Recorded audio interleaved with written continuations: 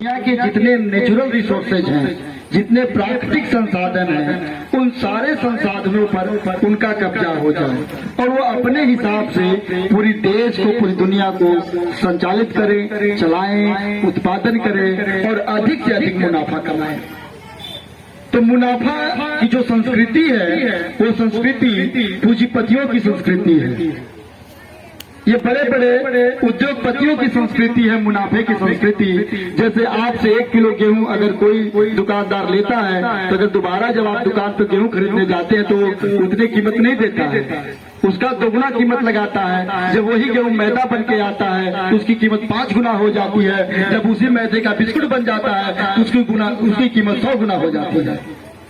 मतलब कैसे आपके ही गेहूं को कैसे वो आपको जब बेचता है तो 2 गुना, 3 गुना, 4 गुना, 5 गुना, 100 गुना कीमत कैसे वसूलता है, ये हम आप समझ सकते हैं। तो दोस्तों, ये जो मुनाफे की संस्कृति है, ये लूट की संस्कृति है, शोषण की संस्कृति है, आम मेहनतकश आवाम को गरीब से गरीब बनाने की संस्कृति है। इसे हमें समझना होगा। तो साथियों, हम चूंकि हम वक्ता हमारे बहुत महत्वपूर्ण हैं, इन्हीं लोगों को सुनना है ज्यादातर, तो हम वक्ताओं की ओर चलेंगे अपने। और मैं निवेदन करूंगा, हमारे बीच में कॉमरेड नंदलाल जी हैं जो लालगंज से आए हुए हैं, तो मैं आपसे निवेदन करूंगा कि आप आवें और अपनी बात हम लोगों के बीच में रखें।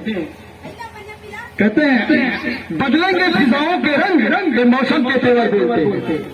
बदलेंगे फिजाओं के रंग, मौसम के तेवर बोलते हैं। आएगी सुनामी फिर से, समंदर के लहर बोलते हैं। खुद को संभालो रे सोचो वरना लूट लिए जाओगे। ये भेड़ियों के शहर बोलते हैं, ये भेड़ियों के शहर बोलते हैं।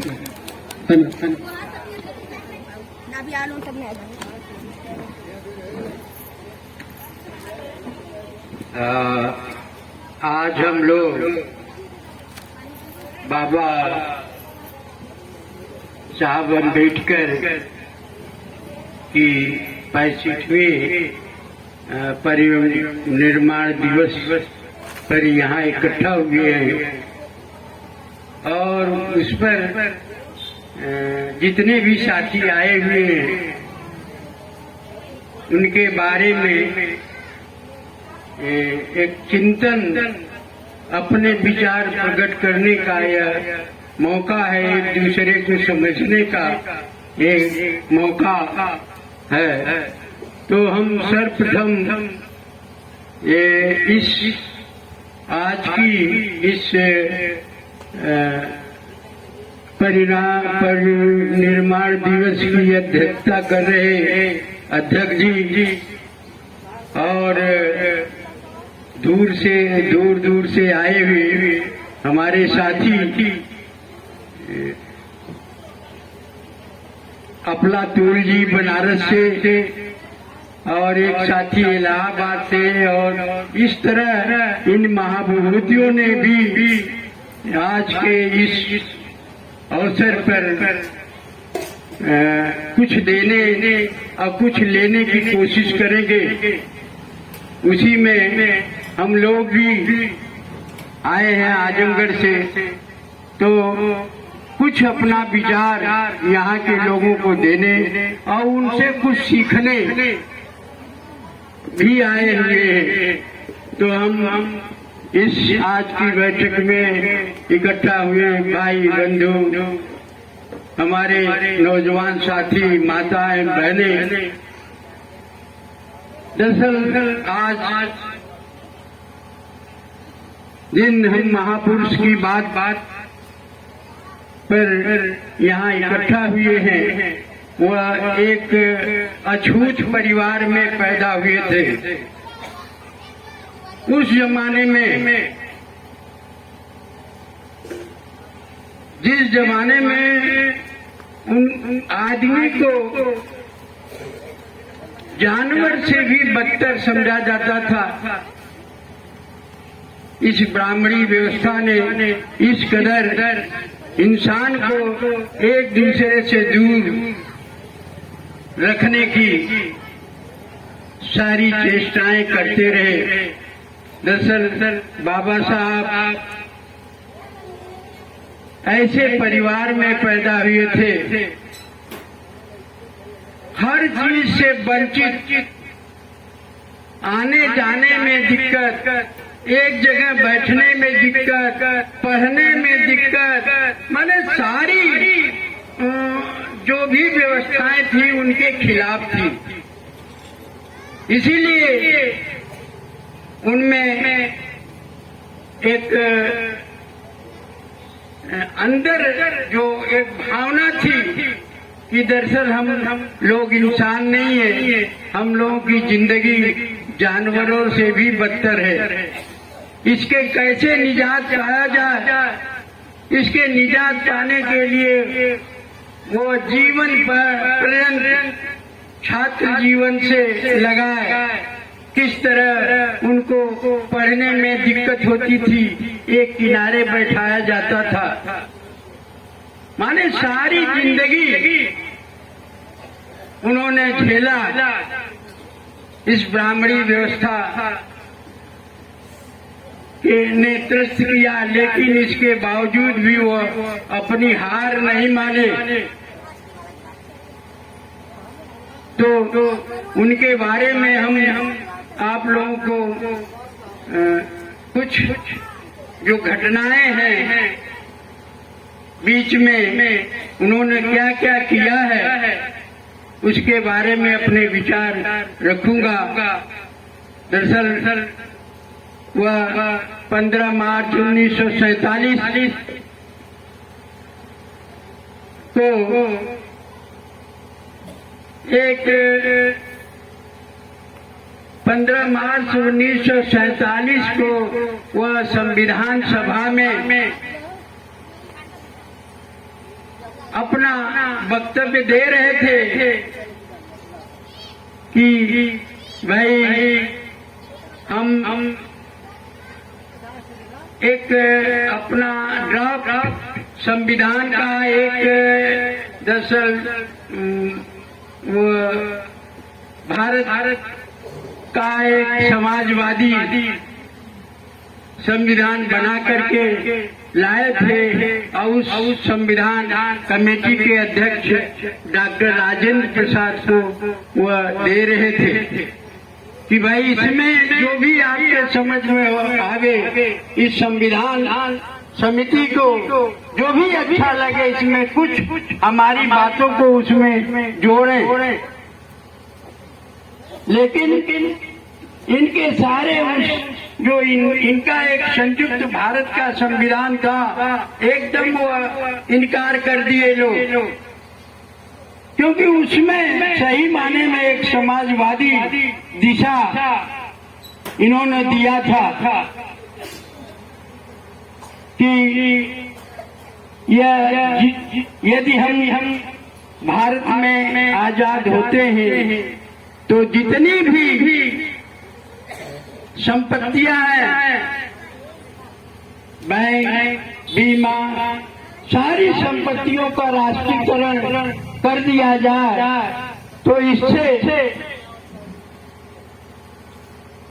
बहुत ज्यादा तो नहीं, कुछ माने में हमारा देश का विकास होगा और समाज में एक खुशहाली आएगी। न तो बहुत बड़ा कोई जमींदार होगा और न तो एकदम गरीब होगा जिसके पास भूमि न हो।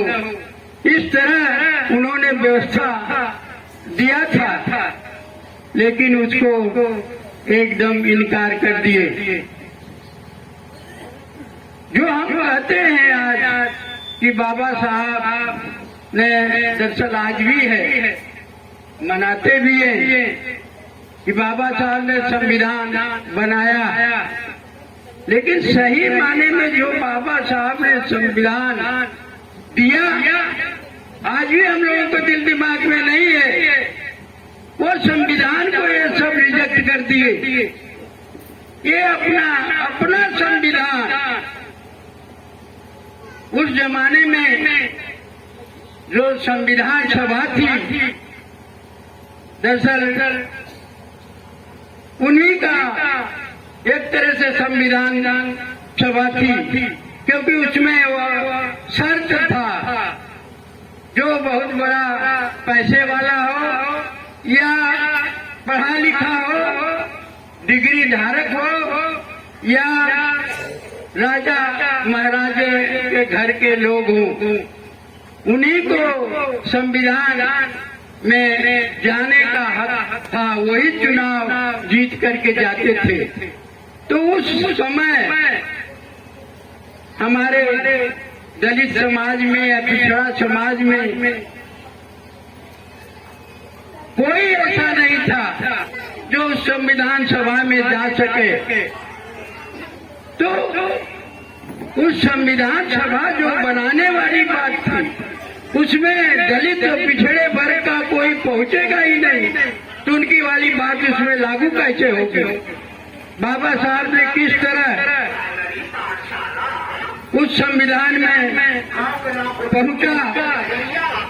मात्र अकेले, जैसा कि हमारे कैलाश भाई ने कहा कि वह एक जगह से हार गए, क्योंकि उन्हीं को जिताना हराना उनके हाथ में था, तो हरा दिए। तो किसी तरह वह बंगाल में मुस्लिम लीग ने अपने एजेंट के अपने स्थान के जगह पर उनको संविधान सभा में भेजा। तो अब वो आज हम भाग लगते हैं कि बाबा साहब ने संविधान बनाया है। निश्चित तौर पर बाबा साहब ये संविधान बनाते तो निश्चित तौर पर कुछ उनकी बातें उनमें लागू होती, लेकिन जो संविधान सभा की कमेटियां थी, जो ऊपरी कमेटी थी, केंद्र की कमेटी थी, उसके अध्यक्ष पंडित जवाहरलाल नेहरू और प्रांतीय कमेटी के अध्यक्ष थे सरदार वल्लभ भाई पटेल। बीच में एक कमेटी के अध्यक्ष, जैसा कि उन्होंने कहा कि पी.एन. का मुंशी, और दूसरे अध्यक्ष थे बाबा साहब, जिसके अध्यक्ष थे दरअसल वो ड्राफ्टिंग कमेटी थी। ड्राफ्ट कमेटी के मैंने वो संविधान की संरचना करके इनको दिए, बना के संविधान कि इसको ड्राफ्ट कीजिए, आपकी जिम्मेदारी है, इसको ड्राफ्ट करके सदन में रखिए। और जो इन्होंने दिया था अपना एक संविधान, उसको उसमें एक शब्द भी लागू नहीं किए। तो निश्चित तौर पर बाबा साहब जो चाहते थे कि ऐसा संविधान बने कि वो कोई न बहुत बड़ा अमीर हो, न कोई दानी को, न भिखारी हो, सबको समता, स्वतंत्रता और बंधुत्व, भाईचारे का एक संबंध हो समाज में। लेकिन उस संविधान को इन्होंने इनकार किया। आज जो ये भी मनाते हैं बाबा साहब के जन्मदिन पर भी पूरे देश में मनाई जाती है, लेकिन ये जो पूंजीवादी पार्टियां, यहाँ तक कि भाजपा के लोग भी मनाते हैं। क्यों? क्योंकि उनकी ये सारी बातें इनके द्वारा मनाई गई, इनके द्वारा वो संविधान जो बाबा साहब ने संविधान बनाया है गरीबों के हित के लिए। यही दिक्कत है, आज भी हम लोगों की समझ में यह बात नहीं आती कि यह जो भी संविधान बना, जो संविधान सभा थी, उसमें बड़े राजा रजवाड़े, पूंजीपति, पढ़े लिखे, पैसे वाले, वही तो उसके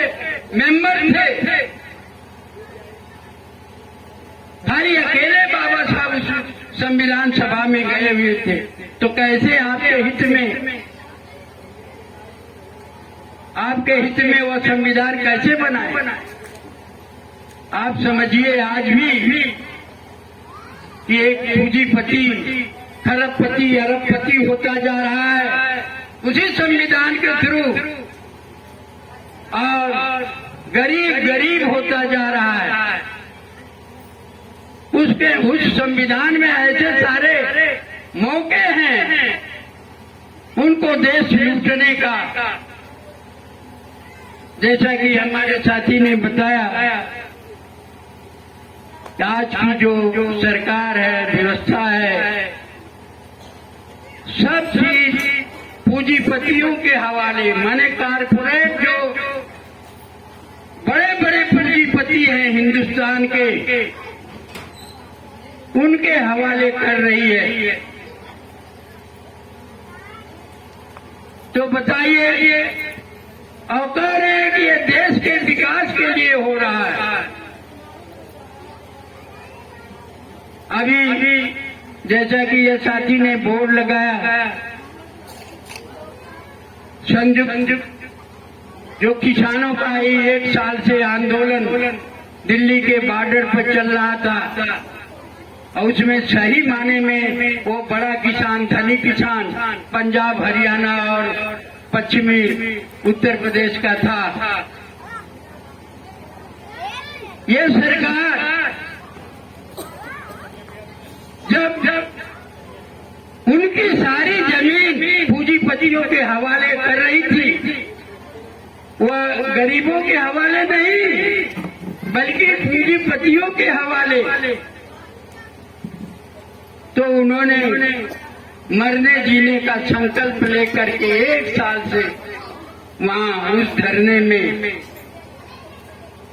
बैठा रहा, और उससे पूरा देश प्रभावित। आज हम सब जितने भी नौकरी करने वाले मजदूर, किसान, नौकरी पेशा, व्यापार करने वाले, उससे सब प्रभावित थे, क्योंकि कुछ पूंजीपतियों के हाथ में सारी जमीन। जब जितने कल कारखाने थे, जो संस्थान के कारखाने थे, उनको भी उनके हाथ में, यहाँ तक कि आप लोग पेपर पढ़ते होंगे, एयरक्रेन, रेल, बीमा कंपनियां, जो भी इनको लग रहा है कि इसमें थोड़ी सा घाटा है, वो दे दो पूंजीपति को। तो इस तरह जितने भी कल कारखाने ये पूंजीपतियों के हवाले करने के बाद भी संतोष नहीं हुआ, तो यहाँ की सारी जमीन जिसमें दरअसल किसान मेहनत करके पूरी जनता को खाने के लिए पैदा करता है, उसको भी अपने कब्जे में करने की साजिश ये चल रही थी। आज किसानों ने 1 साल तक संघर्ष किया, तब थोड़ी सा उनको राहत मिली कि वापस हुआ, जो कानून की बनाए थे उसको वापस किए। अभी बहुत सारे उसमें हैं, इनके किसानों को लड़ने के लिए, आगे संघर्ष करने के लिए। तो बाबा साहब ने 1930 में गोलमेज सम्मेलन में ये जब गए, अंग्रेजों ने इनको बुलाया, ये कहे कि भाई हमारे देश में ऐसे दलित वर्ग है जो जिनको जानवरों से भी बदतर समझा जाता है, तो उनके लिए कुछ आप सुविधाएं दीजिए। क्या सुविधा? तो उनके आबादी के अनुसार हिसाब से उनको 2 वोट देने का अधिकार दे दिया जाए, तो कुछ उनकी दशा सुधर जाएगी।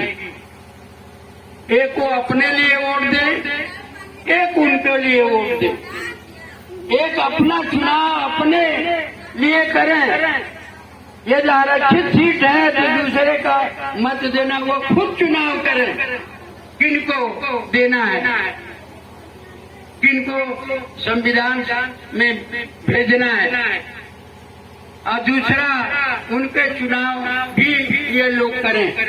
लेकिन इसको जब गांधी जी को पता चला कि ऐसा है, ये तो हमारे हाथ से निकल जा रहे हैं, तो उन्होंने अनशन किया, भूख हड़ताल किया। अंत में अकेले बाबा साहब इस बात को मान भी गए कि चलिए भाई एक को। यही बात उन्होंने संविधान सभा में 1949 में कहा कि भाई 26 जनवरी 1950 को हमारा देश तो आजाद हो जाएगा, लेकिन एक वोट देने का अधिकार खाली मिला है। राजनीतिक तौर पर हमको एक मताधिकार, एक वोट देने का अधिकार, और सारी बातें जो हमारी सामाजिक स्थिति है, जो हमारी आर्थिक स्थिति है, उसके बारे में आप लोगों को संघर्ष करना होगा। यदि नहीं संघर्ष करेंगे तो निश्चित तौर पर समाज में सबसे पिछड़े रह जाएंगे। इसलिए इसके लिए निश्चित तौर पर आप लोगों को तैयार रहना होगा। एक वोट का अधिकार मिला है, लेकिन जो हमारी आर्थिक और सामाजिक समाज में जो हमारा स्तर है, आज भी 70 साल के बाद भी आज भी बहुत सारे जगह वह है अंदरूनी छुआछूत का बर्ताव किया जाता है। इंसान आज भी 70-72 साल के बाद भी मानने के लिए तैयार नहीं है। इसके लिए हमको संघर्ष करना होगा। आज भी जमीन जिनके पास है वो खेती कभी नहीं करते, खेत में जाते भी नहीं, लेकिन दरअसल जो खेत में श्रम करते हैं, मेहनत करते हैं, उसके पास खेते नहीं। यह उल्टा विधान। जो दरअसल खेती में काम करते हैं उनके पास खेते ही नहीं है, तो कहाँ काम करें? और जो खेती नहीं करते हैं वो सारी जमीनों पर कब्जा किए हुए। इस दूरी को मिटाना होगा। ऐसा क्यों? यही खेत की हालत है, यही कल कारखानों की हालत है। आप लोग जानते हैं कि कोयला किस ढंग से निकलता है धरती के नीचे से। धरती के नीचे से 1-2 किलोमीटर नीचे जाकर के फिर कैसे उस अपनी जिंदगी को दांव पर रख करके ऊपर कोयला निकालते हैं, और ऊपर दरअसल जब आते हैं तो उसको यदि हमारे घर का ही हो तो हम उसको पहचान नहीं पाएंगे। लोग कहते हैं कि सारा शरीर, चेहरा उनका काला हो जाता है। तो लेकिन जब ऊपर आ जाता है तो उसका मालिक कौन? ये आप लोगों को सोचना होगा। मेहनत हम करते हैं, चाहे मिल में, कारखाने में, जमीन के नीचे या ऊपर, मेहनत हम करते हैं, पैदा हम करते हैं। मालिक कौन? यही दूरी है। इसी दूरी को बाबा साहब ने कम करने की कोशिश किया। जो संविधान उन्होंने बनाया,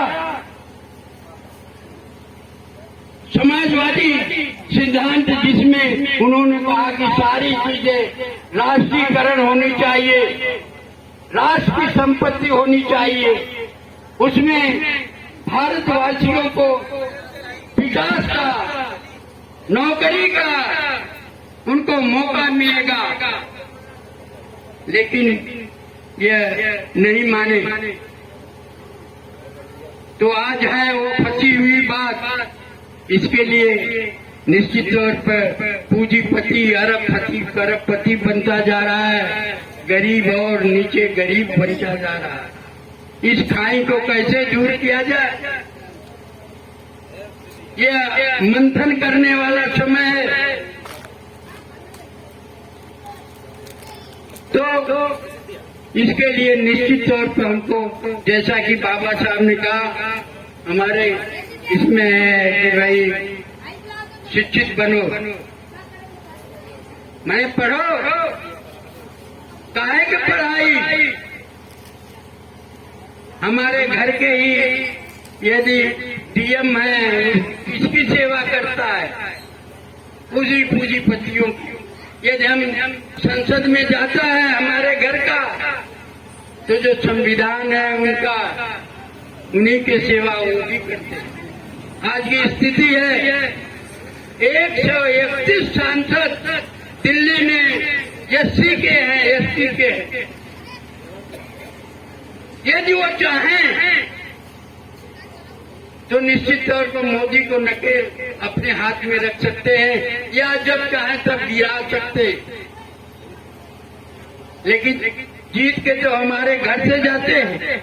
हम यह समझते हैं कि हमारी पार्टी का हमारा भाई है, हमारा भतीजा है, जाएगा तो हमारा कुछ भला करेगा, लेकिन वहां जाता है उन्हीं पूंजीपतियों का भला करता है। तो इस जो चुनावी दाव पेच है, इस पर भी आप लोगों को नजर रखना होगा। आपने जिताया है, मायावती को भी जिता दिया, कांग्रेस की बहुत दिनों तक सेवा किया, भाजपा की भी सेवा किया। सवाल है क्या वहां पहुंच जाने से हमारी सारी समस्याएं दूर हो जाएंगी? कुछ नहीं दूर होगा। आप लोग जैसा देखते हैं वो अपना ही उस तरह नहीं, बल्कि इस तरह भ्रष्टाचार करते, करोड़ों अरबों का, कई पीढ़ियों का, वो यहाँ नहीं रखने की जगह है तो विदेश में जमा कर देते हैं कि हमारी कई पीढ़ियां इससे आबाद रहेगी। भले ही हमारा देश दलितों की खाई में गिरता जाए, फंसता जाए, लोग मरते जाए, तो इस तरह जो बाबा साहब ने आखिर में उन्होंने एक संदेश 1956 में आगरा में दिया था कि भाई ये हमारे समाज के अगुए लोग जो हमारे समाज में आगे निकले हुए हैं, उनकी जिम्मेदारी बनती है कि अपने वर्ग की कुछ सेवा करें निश्चित तौर पर।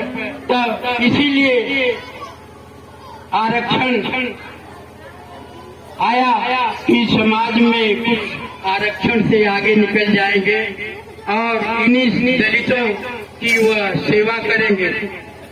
लेकिन वह दलितों की सेवा करने की बात, बल्कि वो अलग उनसे हटके उन पूंजीपतियों की सेवा करने में लग गए। हम जहां हैं वही हैं, आज भी वही हैं। कुछ लोग जो आगे निकले दलितों में से, वह उनकी सेवा में लग गए, हमारी तरफ नजर भी उठा के नहीं देखते। कोई भी नेता हो, चाहे अपने घर का हो, या कोई बात फंसती है, उनके यहाँ जाइए, तो देखिए वो क्या जवाब आपको देते हैं। कहेंगे ठीक है भाई हो जाएगा।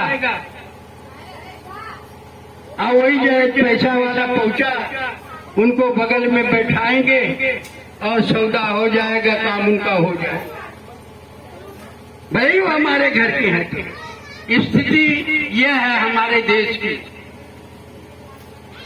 तो बाबा साहब ने जो हमको मिशन दिया है अभी अधूरा है।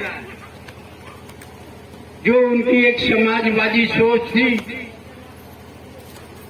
उन्होंने एक मजदूर 1943 में एक मजदूर संघ, महाराष्ट्र में एक मजदूर सभा में उन्होंने कहा कि भाई देखो, इससे निजात पाने के लिए आपको संघर्ष करना होगा। यदि और भी आप आगे बढ़े तो कम्युनिस्टों का एक घोषणा पत्र है, मजदूरों को हिदायत दिए कि कम्युनिस्टों का एक घोषणा पत्र है, उसको आप लोग पढ़िए। तो आपको जो अंधकार में है, जो अंधविश्वास में है, निश्चित तौर पे एक किरण, रोशनी की किरण मिलेगी और उसे अपना विकास करेंगे। उस मार्गदर्शन से अपने समाज को एक सही दिशा की तरफ ले जाने की कोशिश करेंगे। इसी के साथ हम अपनी बात, क्योंकि बार बार इन्होंने हिंट दे रहा कि आप लंबा खींच रहे हैं और रोक लीजिए अपने वक्तव्य को। तो भाई हम आखिर में, क्योंकि हमारे बहुत सारे सीनियर साथी हैं, आए हुए हैं, उनकी बात हम लोगों को सुनना है, इसलिए हम अपनी बात को इसी जगह से विराम देते हुए अंत में सबको धन्यवाद देते हुए अपनी बात को इसी जगह विराम दे रहा हूँ। जय हिंद।